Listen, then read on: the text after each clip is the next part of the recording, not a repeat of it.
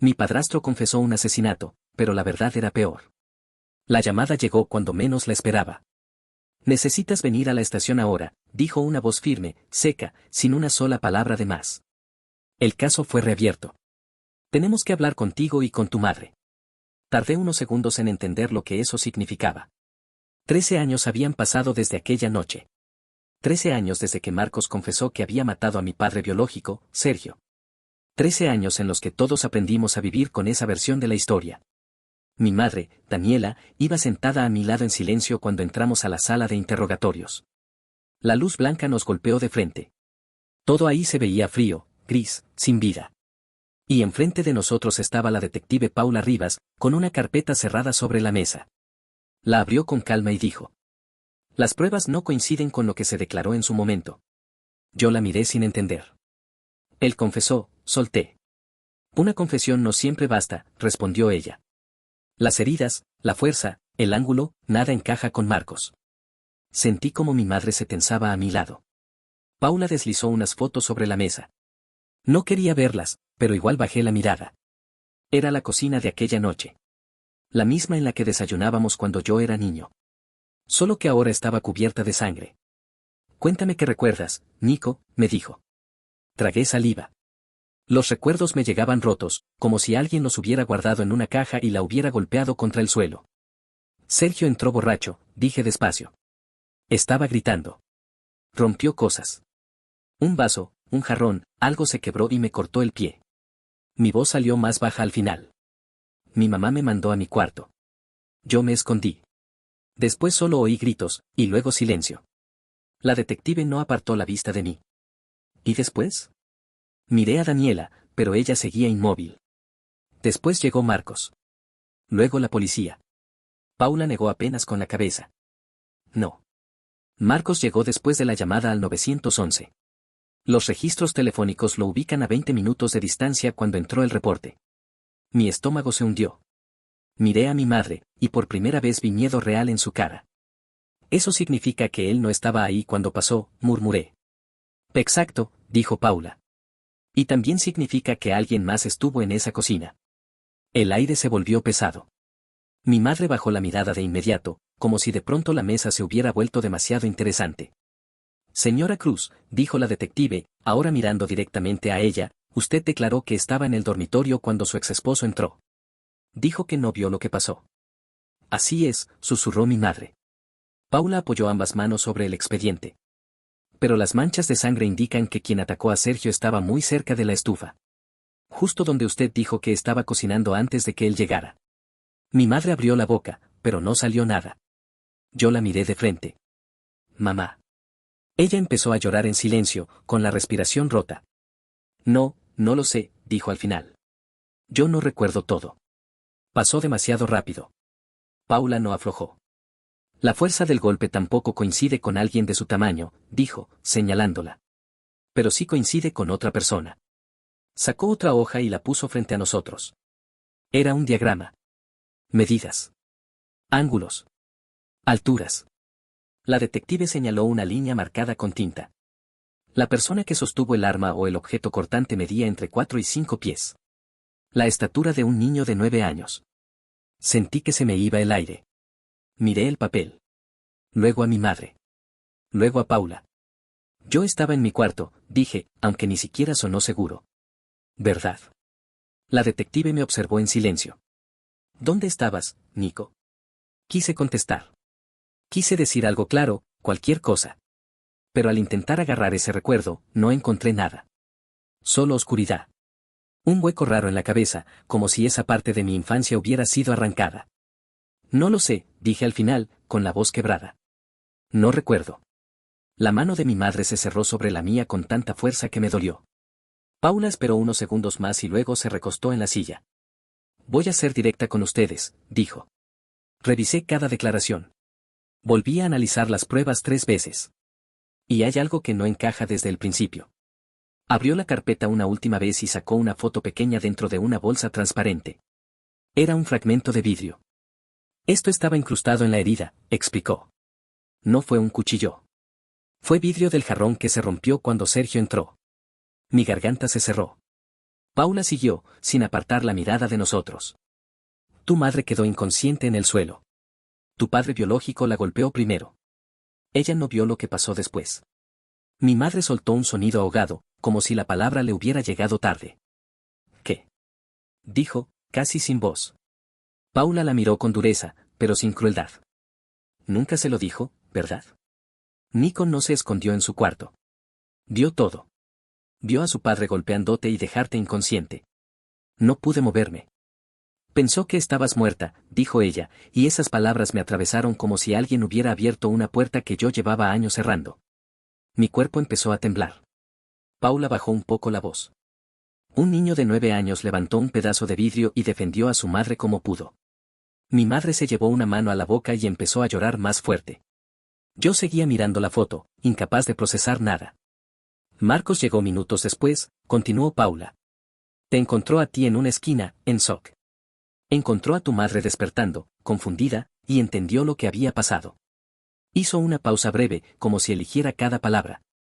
Entonces hizo algo que cambió toda la historia. Limpiaron tus manos. Tomó el vidrio. Se aseguró de que pareciera una confesión adulta. Y se hizo responsable por un crimen que en realidad cometió un niño tratando de salvar a su madre. Levanté la vista de golpe. No podía respirar bien. Eso no tiene sentido, susurré. Paula cerró la carpeta. Sí lo tiene. Marcos no estaba protegiendo a un asesino. Estaba protegiendo a su hijo. La sala quedó en un silencio tan pesado que me zumbaban los oídos. Y por primera vez desde aquella noche, entendí que la verdad no se había enterrado. Solo había esperado el momento exacto para destruirnos otra vez. Mi madre soltó mi mano primero. No porque quisiera, sino porque ya no le quedaban fuerzas para sostenerme. Yo seguía mirando a Paula, esperando que dijera que se había equivocado, que todo eso era imposible, que mi cabeza estaba inventando huecos donde no existían. Pero ella no retrocedió ni un centímetro. Necesito saber qué pasó después, dijo. Yo tragué saliva. No sé. Intenta. Cerré los ojos con fuerza. No quería volver ahí. No quería sentir otra vez ese olor a vidrio roto, sangre y miedo. Pero algo comenzó a abrirse en mi cabeza, lento, doloroso. Vi a Sergio entrando a la casa con los ojos desorbitados. Vi a mi madre retrocediendo. Vi el jarrón volando. Y luego vi el suelo. Mi cuerpo pequeño, tirado cerca de la pared. Mi pierna ardiendo por el corte. La mano de mi padre levantándose otra vez. Abrí los ojos de golpe. Él la iba a matar, dije, casi sin darme cuenta. Paula asintió, muy despacio. Y tú lo entendiste. Mi madre emitió un sollozo tan bajo que apenas lo escuché. No, susurró ella. No, Nico. La miré, confundido, roto por dentro. ¿Sabías algo? Le pregunté. Ella negó rápido, llorando. No de esa forma. Yo sabía que Sergio era violento. Sabía que podía ponerse horrible. Pero yo creí que esa noche estabas en tu cuarto. La forma en que dijo eso me heló más que la acusación de la detective. Paula apoyó un dedo sobre la mesa. Eso es justamente lo que no cierra. Cuando ustedes repiten la historia, todo apunta a una versión construida para proteger al niño. Pero la escena demuestra otra cosa. Marcos llegó y vio un desastre. Vio a tu madre inconsciente. Vio a Sergio muerto. Y vio a Nico con el vidrio en la mano. Yo no recuerdo haber tenido nada en la mano, dije. Porque estabas en shock, contestó ella. Y porque eras un niño. Sentí ganas de vomitar. Había vivido 13 años creyendo que Marcos había destruido a mi familia. Que era un hombre capaz de matar y arruinarlo todo. Lo odié. Lo culpé. Lo vi irse a prisión y pensé que, al menos, la verdad había quedado clara. Ahora resultaba que no era así. O peor, tal vez había sido claro desde el principio y nadie me lo dijo. Me giré hacia mi madre. ¿Por qué nunca me contaste esto? Ella se quedó mirándome, con los ojos rojos, respirando a pedazos. Porque eras un niño, dijo al fin.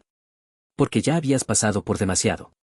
Porque cuando Marcos se ofreció, yo solo pensé en dejar que el horror terminara. ¿Y él aceptó mentir por mí? La pregunta salió como un golpe. Mi madre bajó la cabeza. Sí. Paula abrió otra hoja del expediente y la empujó hacia nosotros. Era la transcripción de la confesión de Marcos.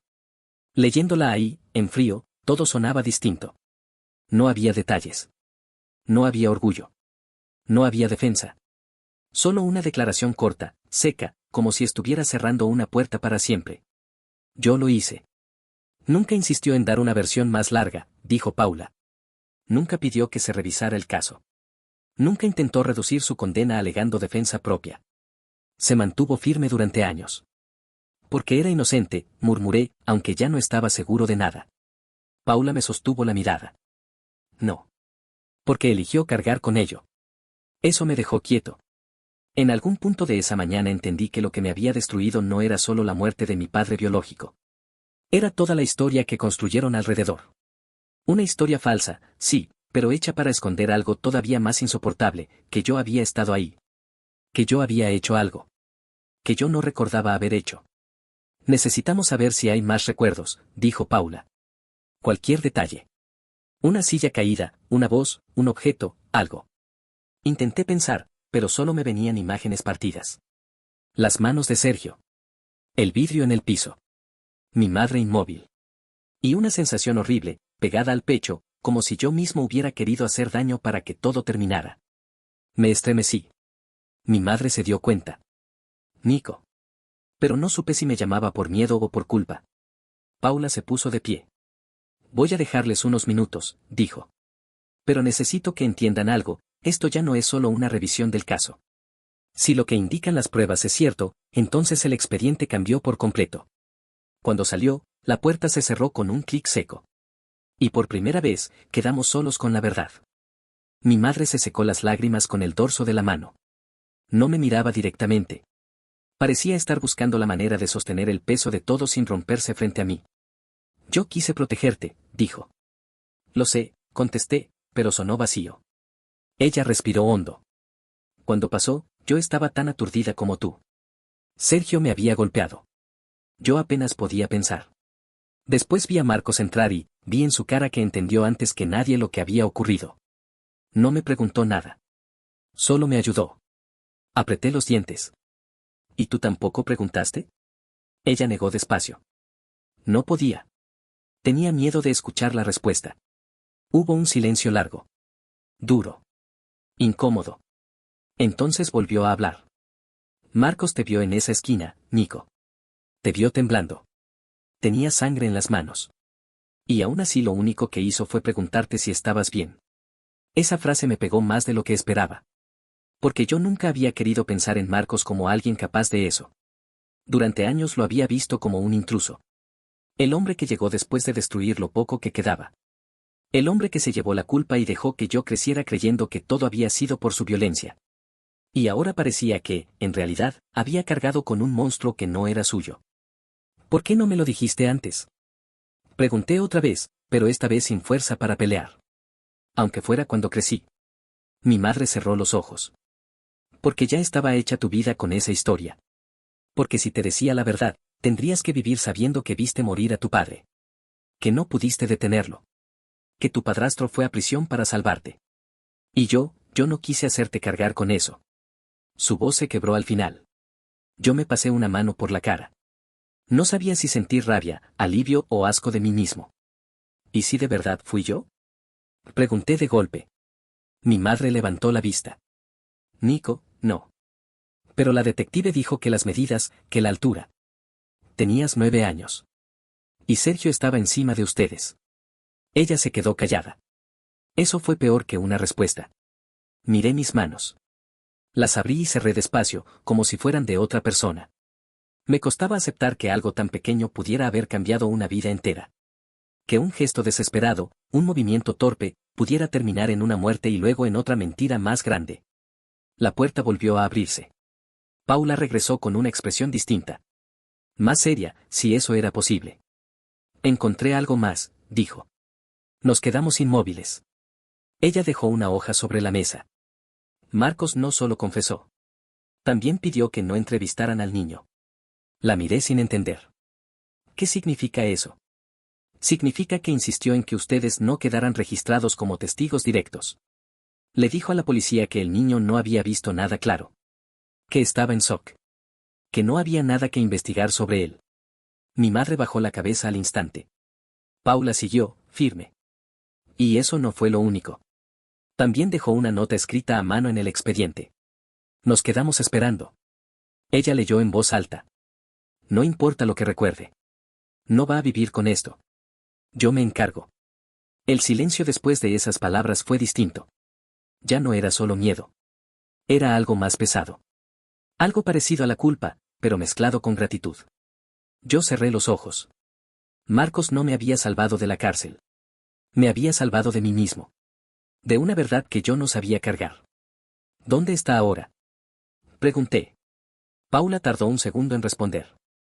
Cumplió su condena y salió hace años. No vive lejos. Sentí un golpe seco en el pecho. Él sabía que esto podía pasar. No lo sé, dijo ella. Pero por cómo está armado el expediente, sospecho que siempre entendió que tarde o temprano alguien miraría otra vez. Mi madre se quedó mirando la hoja con la nota, llorando sin hacer ruido. Yo ya no sabía qué sentir por ella. Ni por Sergio. Ni por Marcos. Ni siquiera por mí.